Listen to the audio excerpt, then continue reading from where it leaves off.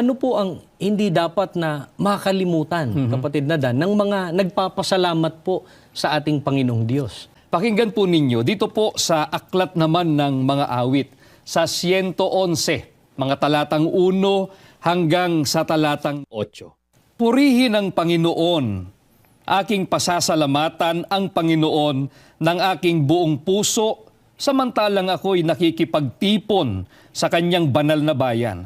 Napakakagila-gilalas ng mga gawa ng Panginoon. Lahat ng mga nakikigalak sa Kanya ay dapat bulay-bulayin ang mga ito. Lahat ng bagay na Kanyang ginagawa ay naghahayag ng Kanyang kaluwalhatian at kadakilaan. Sino ang makalilimot sa mga kababalaghan na Kanyang ginagawa? Napaka mapagbiyaya at mahabagin ng ating Panginoon.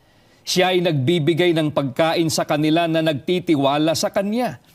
Ipinakita niya ang Kanyang dakilang kapangyarihan sa Kanyang bayan. Lahat ng Kanyang mga utos ay mapananaligan na dapat sundin ng tapat at may integridad. Ito po ay mga kagilagilalas na mga gawa ng ating Panginoong Diyos. Opo. Nang mga ito po ay naghahayag po ng Kanyang kaluwalhatian, nagpapakilala po ng kadakilaan ng ating Panginoong Diyos.